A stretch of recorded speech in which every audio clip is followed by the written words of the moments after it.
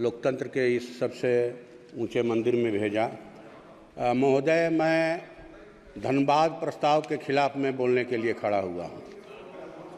सब लोग जान रहे हैं कि इस देश में खेती घाटे में जा रही है। बढ़ते महंगाई के कारण, लागत सामग्रियों के कारण खेती में किसानों को घाटा हो रहा है और जिन भूधारी किसानों के पास या भूस्वामियों के पास रोजगार का दूसरा विकल्प है, वो खेती नहीं करना चाहते, वो अपनी खेती बटाई पर लगा रहे हैं, मनी पर दे रहे हैं, पट्टे पर दे रहे हैं।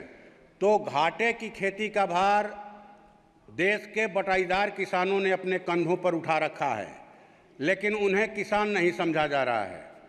जो कृषि बजट है हजारों करोड़ का, उसका लाभ उनको पहचान पत्र के अभाव में नहीं मिल रहा है। इसलिए मैं आपके माध्यम से सरकार से गुजारिश करूंगा कि जॉब कार्ड की तर्ज पर वो बटाईदार किसानों को पहचान पत्र दें, ताकि उन्हें भी कृषि की हर सुविधा मिले और देश की खेती में उनका उत्साह बढ़े। दूसरी बात कि हम लोग देख रहे हैं कि नोटबंदी के समय से नोटबंदी और जीएसटी और जो 3 बार लॉकडाउन लगा कोरोना काल में, और अभी जो एक ऑनलाइन व्यापार आ गया है, इससे देश के जो खुदरा व्यापारी हैं, चाहे वो फुटपाथी दुकानदार हों, छोटे मझोले व्यवसायी हों, सबका व्यापार पटरी से उतर गया है। तो मैं आपसे, आपके माध्यम से सरकार से मांग करूंगा कि देश के खुदरा व्यापारियों की सामग्रिक विकास के लिए देश में व्यावसायिक आयोग का गठन किया जाए। तीसरी बात महोदय कि अभी त्वरित न्याय और अपराध नियंत्रण के नाम पर जो 3 फौजदारी कानून बनाए गए हैं, मैं समझता हूं कि देश के संविधान में जो भारत के नागरिकों को अभिव्यक्ति की आज़ादी का अधिकार दिया गया है, ये उसका सीधा सीधी उल्लंघन है। ये उल्लंघन ही नहीं है, बल्कि देश को कहा जाए कि पुलिस राज में तब्दील करने का एक तरह से षड्यंत्र है, और पुलिस को अस्थायी तौर पर कहा जाए कि संस्थागत रूप से आपातकाल लगाने की कहा जाए कि छूट दी गई है। अब कोई धरना प्रदर्शन करेगा, भूख हड़ताल करेगा, तो उसको भी अपराध की श्रेणी में रखा गया है और अपराधियों की तरह उनको भी सजा मिलेगी।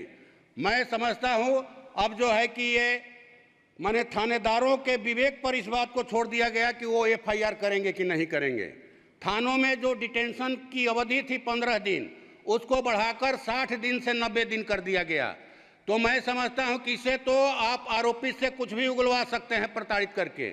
इसलिए इस कानून को फिर से सदन के पटल पर रखा जाए, इस पर पुनर्विचार हो, और जो है कहा जाए कि इसको जो जरूरी राय सुझाव आए उसके आधार पर इसको आगे बढ़ाया जाए। और हमारे यहाँ खेती जो है सोन नहरों के आधार पर होती है। जिले के दक्षिणी इलाके में सोन नहरें हैं जो करीब 150 साल पुरानी हो गई हैं। उन नहरों का पक्कीकरण करवाया जाए और बिहार, झारखंड और उत्तर प्रदेश सरकारों के बीच में हमारे यहाँ सोन नदी में कदवन जलाशय अटका हुआ है। इसके लिए सरकार पहल करके उस कदवन जलाशय योजना को पूरा कराए। हमारे यहाँ जिले के दक्षिण उत्तरी इलाके में सर गंगा नदी है। गंगा नदी के किनारे जो गांव बसे हैं, हर हमेशा उनमें कटाव होता है। तो कटाव के रोकथाम के लिए ठोकर बांध का निर्माण किया जाए और भयानक आगलगी होती है। पंचायत लेवल पर फायर ब्रिगेड गाड़ियों का इंतजाम किया जाए। मैं आपके माध्यम से सरकार से ये मांग करता हूं। और जो है आपको ये जो सहारा इंडिया में हमारे यहाँ तो सर जी आप बस खत्म कर रहे हैं सर। सहारा इंडिया में गरीबों का भारी पैसा फंसा हुआ, लोग अपने बच्चों के भविष्य के लिए, शादी विवाह के लिए, और हमारे माननीय गृह मंत्री जी ने भी आश्वासन दिया था कि हम पैसा दिलवाएंगे।